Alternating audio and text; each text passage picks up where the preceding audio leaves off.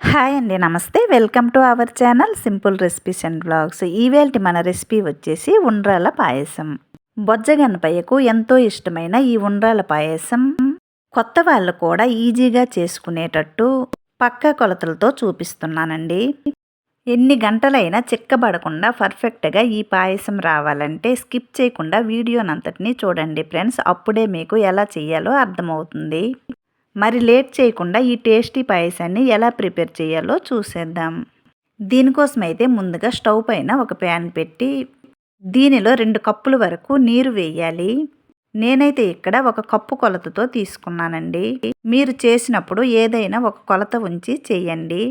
ఈ 2 కప్పులు నీరు వేసిన తర్వాత దీనిలో 2-3 స్పూన్ల వరకు పంచదారను వేయాలి. తరువాత దీనిలో చిటికెడు ఉప్పును వేసి మూత పెట్టి ఈ నీరును బాగా మరిగించుకోవాలి. ఈ ఉండ్రాల పాయసం అయితే పర్ఫెక్ట్గా వచ్చిందండి. మీరు కూడా ఈ కొలతలతో చెయ్యండి ఫ్రెండ్స్. చూడండి, ఇక్కడైతే నీరు బాగా మరిగాయండి. ఈ నీరు మరిగిన తర్వాత దీనిలో ఏ కప్పుతో అయితే నీరు వేసామో అదే కప్పుతో 1 కప్పు వరకు బియ్యపు పిండిని వేయాలి. ఇక్కడైతే నేను తడి బియ్యపు పిండిని వేశానండి. బియ్యంను కడిగి కొద్దిసేపు నానబెట్టి ఫ్యాన్ దిగువ ఆరబెట్టుకోవాలి. ఈ ఆరిన బియ్యమును కొద్దిగా తడిగా ఉన్నప్పుడే మిక్సీ పట్టి పిండిని చెయ్యాలండి. ఇలా బియ్యపు పిండిని వీడియోలో చూపించిన విధంగా ఒక చేత్తో వేస్తూ ఒక చేత్తో కలుపుతూ ఉండాలి. ఇలా బియ్యపు పిండి వేసిన తర్వాత 1 స్పూన్ వరకు నెయ్యి వేసి మూత పెట్టి మధ్య మధ్యలో కలుపుతూ ఈ బియ్యపు పిండిని మగ్గించుకోవాలి. చూడండి, ఎక్కడైతే బియ్యపు పిండి ముద్దగా అయ్యిందండి. ఇప్పుడు ఈ బియ్యపు పిండిని దించి పూర్తిగా చల్లారనివ్వాలి. ఇలా చల్లారిన తర్వాత వీడియోలో చూపించిన విధంగా చేతిని నీటితో తడుపుకుంటూ ఇలా ఉండ్రాల్లా చెయ్యాలి. చూడండి, ఎక్కడైతే చేతిని తడుపుకుంటూ ఇలా బాల్స్లా చేసుకున్నానండి. తరువాత స్టవ్ పైన మరో ప్యాన్ పెట్టి ఏ కప్పుతో అయితే బియ్యపు పిండి తీసుకున్నామో అదే కప్పుతో 3 కప్పుల వరకు పాలు, 1 కప్పు వరకు నీరు వేయాలి. తరువాత దీనిలో ఏ కప్పుతో అయితే పాలు వేసామో అదే కప్పుతో 1/2 కప్పు కంటే కొద్దిగా ఎక్కువగా పంచదారను వేయాలండి. ఎక్కువగా స్వీట్ తినే వాళ్ళైతే 1 కప్పు వరకు పంచదార వేసుకోవచ్చు. ఇప్పుడైతే ఈ పాలను మరిగించుకోవాలి. పాలు మరిగేలోన ఒక మిక్సింగ్ బౌల్లో ఏ కప్పుతో అయితే పాలు బియ్యపు పిండి తీసుకున్నామో అదే కప్పుతో 1/2 కప్పు వరకు బియ్యపు పిండిని వేయాలి.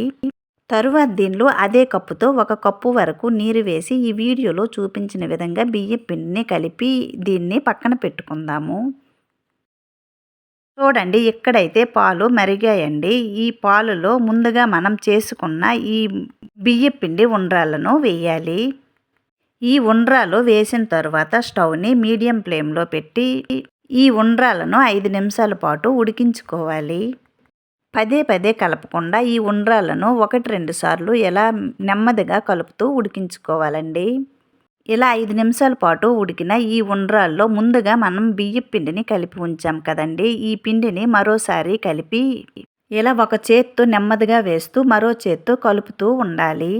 ఒకేసారి ఈ బియ్యపు పిండిని వేసినట్టయితే ఉండలు కట్టేస్తుందండి. అందుకని నెమ్మదిగా వేసి కలుపుతూ ఉండాలి. ఇలా బియ్యపు పిండి వేసినప్పుడు స్టవ్ని పూర్తిగా లో ఫ్లేమ్లో పెట్టి ఈ బియ్యపు పిండిని వేయాలి.